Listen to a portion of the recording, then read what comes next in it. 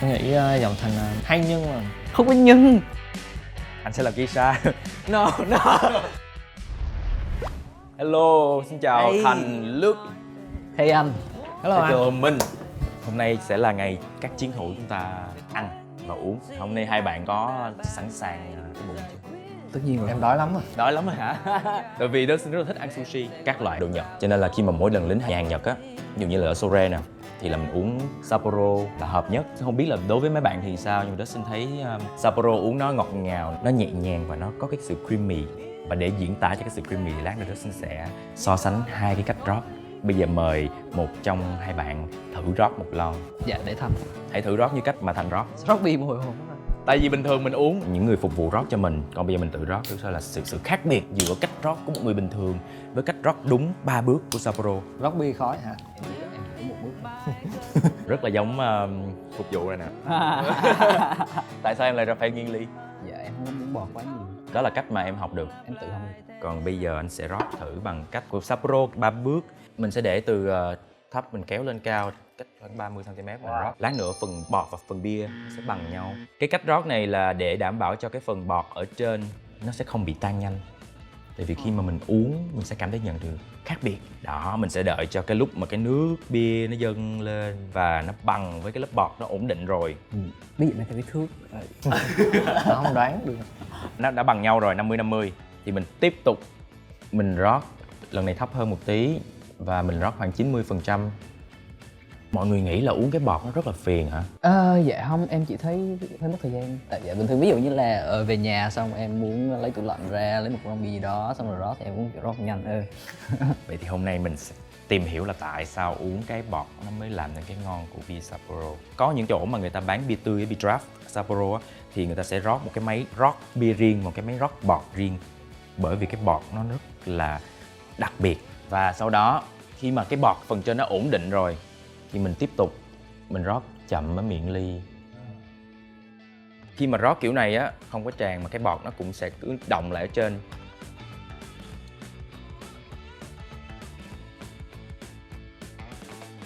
Rồi, bây giờ mời hai bạn thử một cái ly mà Thành rót trước, xong rồi thử cái ly này. Okay, cheers. Cheers.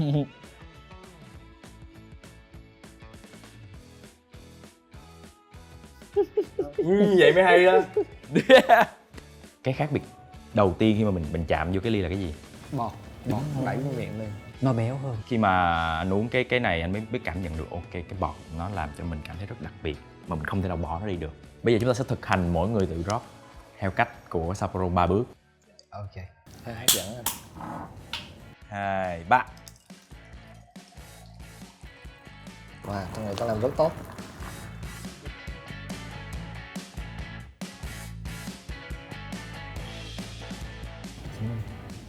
Ồ, Anh ăn gian. Anh hơi bị hưng phấn.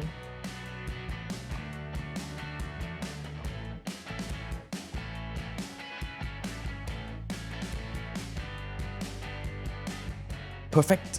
wow, em rất nhiều bọt quá. Form nó ổn định khi mà em lắc nghiêng qua cái này nó sẽ không đổ tại vì nó là foam. Học Bây giờ được chúng ta sẽ skill cùng thưởng thức mới. đúng cách nha. 100 điểm. Vô. Không phải 100%.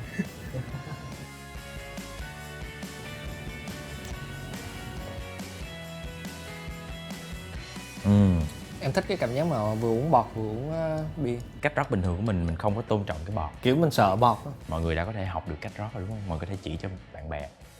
Ok. Có công nhận là hiện tại trong showbiz ở Việt Nam thì không có cái giọng hát nào giống như Thành. Tôi nghĩ giọng Thành hay nhưng mà Hay nhưng mà không có nhưng. khó nhưng. Hơi khó nghe. Tức là khó để mình nghe lần đầu tiên mà thấy hay liền á. Ấn tượng đầu tiên của mọi người đối với giọng hát của em thì sẽ là không phải là tốt. Phải ngấm. Phải Giống như là rượu ngon vậy, phải ngấm từ từ và phải ngâm từ từ. Tự khen mày. Khi mà lần đầu tiên mà nghe đi concert á, anh mới nói chứ ủa sao giọng bạn Thành hôm nay bị nghẹt mũi hả ta? Thế nhưng mà từ khi mà anh nghe tới bài thứ 2, thứ 3, thứ 4 thì anh mới nghĩ là ồ, đây là cái kiểu hát của bạn ấy. Em hát giống như em nói luôn. Alternative thì ở đó rất là mới đối với Việt Nam. Thì các bạn làm sao để tiếp cận được các bạn thính giả? Em nghĩ là thế hệ tụi em là một thế hệ nó hơi khác một chút. Tụi em hay gọi vui thế hệ rock F1 á. là thế hệ rock đầu đời, những người mà tụi em nghe rất là nhiều. Cái thế hệ của họ hơi khác hơn một chút. Em nghĩ là tới tụi em thì có internet, đó là cái đầu tiên khác. Nhạc nó là digital hết rồi. Thực ra CD cũng digital nhưng mà nó khác hơn một chút. Và tụi em tiếp cận với lại các cái văn hóa khác nhau nó dễ hơn. Anh cảm nhận nhạc của Cá Hồi Hoang nó làm cho anh nhớ đến cái thời mà anh ở Mỹ. Anh biết ở Cali thì mọi người sẽ phải lái xe hơi, không đi tàu điện gì hết được, tại vì nó rất là xa nhau. Đi đến một cái điểm ít nhất cũng phải là 30 phút. Cảm giác của mình lúc nào cũng bật radio lên và nghe những cái bài hát mà theo kiểu rất là Cá Hồi Hoang. Cách đây là cũng phải 6, 7, 8 năm rồi. Cái nhạc của Cá Hồi Hoang nó làm cho anh gợi nhớ đến cái thời kỳ đó của mình. California West Coast, nhạc kiểu alternative rock. Thì bây giờ anh không biết là dự án tiếp theo nó sẽ làm anh thay đổi suy nghĩ của anh về Cá Hồi Hoang như thế nào. Về mặt concept, cái ý nghĩa hay là những cái thứ mà anh có thể liên tưởng được thì nó sẽ vẫn là Cá Hồi Hoang.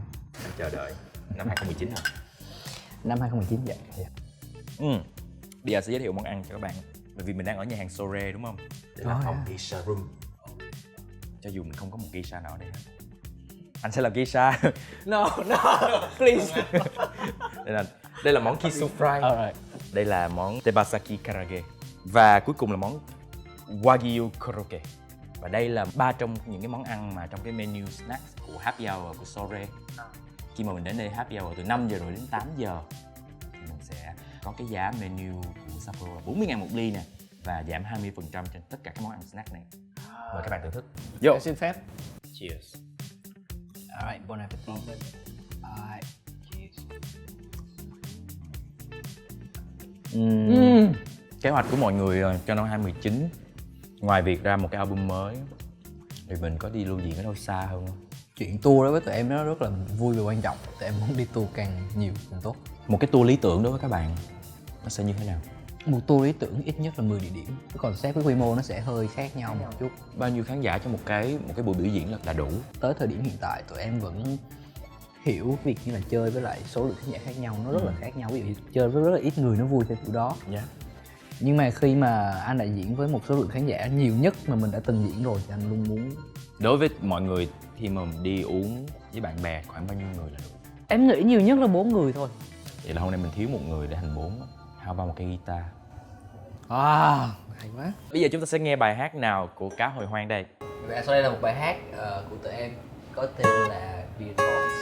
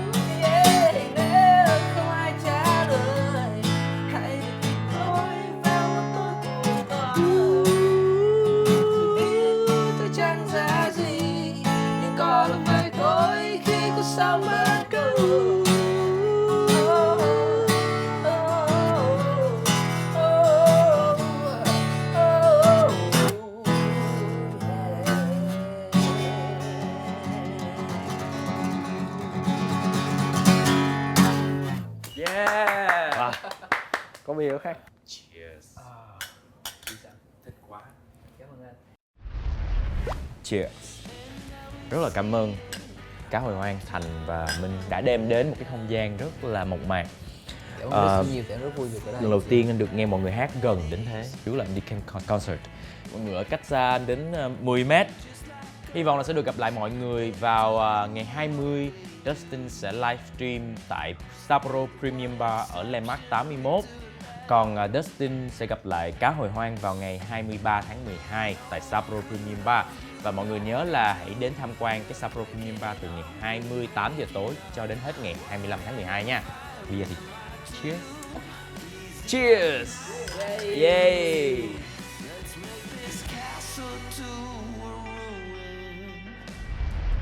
Với cách rót bia theo 3 bước thì mình thấy nó rất là cầu kỳ, thưởng thức được trọn vẹn hương vị của bia. Không phải bia nào cũng giống nhau mà mỗi bia nó có một hương vị khác. Đúng rồi, cầu kỳ theo nghĩa tốt á, tức là mình có thể dành thời gian cho nó để cảm nhận nó tốt hơn. Sắp tới thì tụi mình chưa có plan gì quá nhiều và chưa có gì confirm hết, nhưng mà bọn mình sẽ có mặt tại Sapporo Premium Bar vào ngày 23 tháng 12. Cũng như là cái skill mà tụi mình từng học được hôm nay rất là quan trọng, rất là quan trọng. 3 bước rót bia của Sapporo và tụi mình sẽ trải nghiệm chuyện đó lần nữa. Mong là sẽ gặp tất cả mọi người ở đó.